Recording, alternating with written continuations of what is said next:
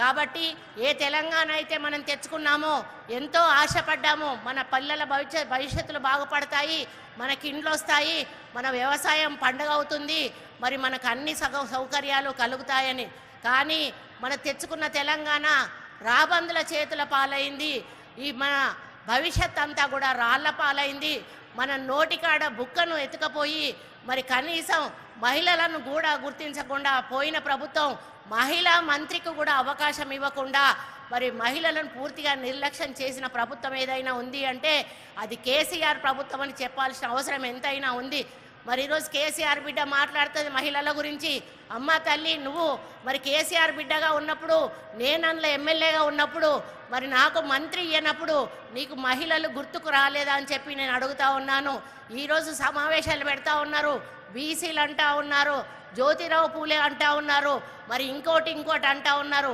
ఇవన్నీ కూడా 10 సంవత్సరాలు మీరు అధికారంలో ఉండి ఎలుగబెట్టింది ఏంటిది అని చెప్పి నేను అడుగుతా ఉన్నాను.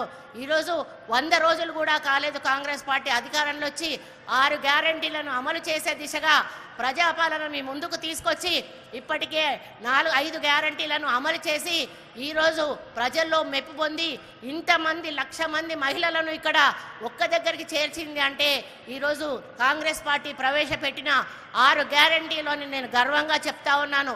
రేవంత్ రెడ్డి గారు మరి ఏదైతే సోనియా గాంధీ గారు, రాహుల్ గాంధీ గారు, ప్రియాంక గాంధీ గారు హామీలు ఇచ్చారో ఆ హామీలను అమలు చేసే దిశగా వారు ప్రభుత్వాన్ని ముందుకు నడుపుతూ అక్కా చెల్లెలకు నిన్న ఇండ్లు కూడా మంజూరు చేయడానికి కార్యక్రమం స్టార్ట్ చేసిన విషయం కూడా మీ అందరికీ కూడా తెలుసు. మరి ఇంకా మిగతా విషయాలన్నీ కూడా ముఖ్యమంత్రి గారు మాట్లాడతారు. మహిళగా నేను మీ అందరినీ కూడా ఒకటే విజ్ఞప్తి చేస్తా ఉన్నాను.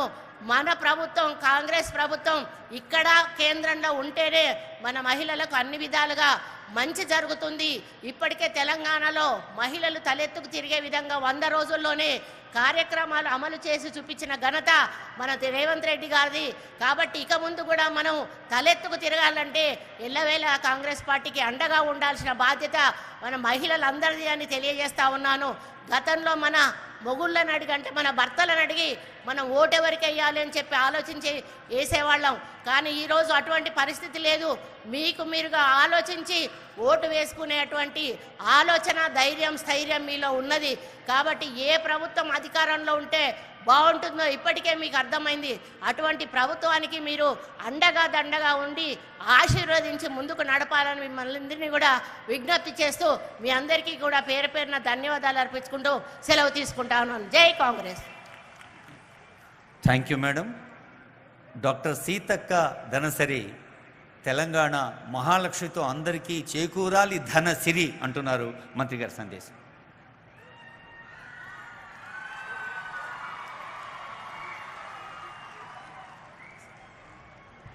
రాష్ట్ర నలుమూలల నుంచి తరలి వచ్చినటువంటి మా అక్కలకు, మా చెల్లెలకు, మా అమ్మలకు, మన తెలంగాణ ఇంటి ఆడపడుచులందరికీ కూడా వందనం, శుభాభివందనం, స్వాగతం, సుస్వాగతం.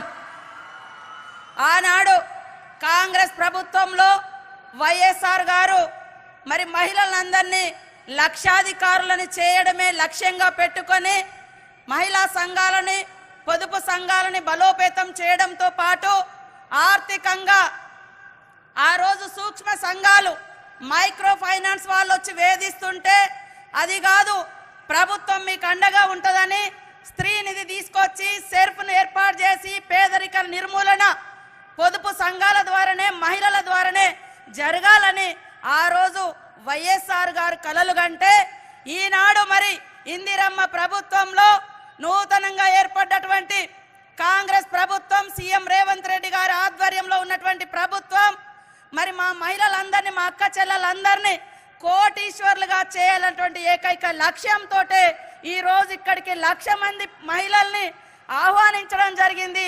మీలో ఆత్మవిశ్వాసాన్ని పెంపొందించడం కోసం, మిమ్మల్ని ఆర్థికంగా బలోపేతం చేయడం కోసం, మీకు ఇవ్వాల్సినటువంటి భరోసా ఇవ్వడం కోసం, మరి మీకోసం అనేక సంక్షేమ పథకాలను కూడా ఈ వేదిక ద్వారా ప్రకటించడం కోసం మరి సీఎం రేవంత్ రెడ్డి గారు, అదేవిధంగా మన డిప్యూటీ సీఎం బట్టి విక్రమార్కన్న గారు, ఉత్తమ్ కుమార్ అన్న గారు, నాగేశ్వరరావు అన్న గారు, మరి కొండా సురేఖక్క గారు, అదేవిధంగా మన స్పీకర్ గారు, మరి వేదిక మీద ఉన్నటువంటి దామోదర్ రాజనరసింహ గారు, ఇంకా ఎమ్మెల్యేలు, ఎమ్మెల్సీలు, పెద్దలందరికీ పేరు పేరున హృదయపూర్వక నమస్కారాలు, ధన్యవాదాలు. పత్రికా మీడియా సోదరులకు, పోలీస్ అధికారులకు, ముఖ్యంగా మరి మా అనితా రామచంద్రన్ గారు, సిఎస్ గారు, శాంతకుమారి గారు, సుల్తానియా మా ప్రిన్సిపల్ సెక్రటరీ గారు ఈ ఏర్పాట్లలో తనములకలై మరి పనిచేసినందుకు సంబంధిత అధికారులందరినీ కూడా అభినందిస్తా ఉన్నాను. ముఖ్యంగా కాంగ్రెస్ అంటేనే పేదరికం లేనటువంటి మరి సమాజాన్ని సృష్టించాలన్నటువంటి కలలు కనేటువంటి ఇందిరమ్మ పార్టీ. మరి కాంగ్రెస్ అంటేనే మహిళలకు మొట్టమొదటిసారి గ్రామ పంచాయతీ నుంచి జిల్లా వరకు 33.3% రిజర్వేషన్స్ ఇచ్చి మీరు వంటింటి కుందేలు కాదు, రాజకీయాల్లో కూడా రావాలి, నిర్ణయాధికారంలో కూడా మీరు భాగస్వాములు కావాలి, ఎలాంటి చట్టాలు కావాలి, ఎలాంటి నిర్ణయాలు తీసుకోవాలో దాంట్లో కూడా మనం ఉండాలని ఆ రోజు రాజీవ్ గాంధీ గారు 33% రిజర్వేషన్ కూడా తీసుకొచ్చి గ్రామ పంచాయతీలలో మరి మనకు రిజర్వేషన్ కల్పించింది కూడా కాంగ్రెస్ ప్రభుత్వమే. అదే విధంగా ఈరోజు మరి సమయం తక్కువ ఉన్నందున నేను ఒకటే చెప్పదలుచుకున్నా, ఇది మహిళా ప్రభుత్వం అని చెప్పడానికి సోనియమ్మ ఇచ్చినటువంటి అత్యంత గ్యారంటీలలో మహాలక్ష్మి గ్యారంటీ మరి మహిళలకు సంబంధించిందే. ఇప్పటి వరకు రాష్ట్రంలో మహిళలు 30 కోట్ల మంది మహిళలు ఉచిత బస్సు ప్రయాణాన్ని వాడుకోవడం జరిగింది. మహిళల మీద భారం తగ్గించాలన్నటువంటి ఏకైక లక్ష్యంతో మన అందరి సోదరుడు మరి రేవంత్ రెడ్డి గారు తీసుకున్నటువంటి, సోనియమ్మ ఆదేశం మేరకు తీసుకున్నటువంటి నిర్ణయంలో భాగంగా ఉచిత బస్సు ప్రయాణం ప్రతి ఒక్క మహిళకు వస్తుందా లేదా ఆలోచించండి. దాన్ని కూడా అడ్డుకోవడం కోసం కుట్రలు చేసింది బీఆర్ఎస్ పార్టీ. అదే కాకుండా గ్యాస్ సిలిండర్ బీఆర్ఎస్ బీజేపీ వాళ్ళ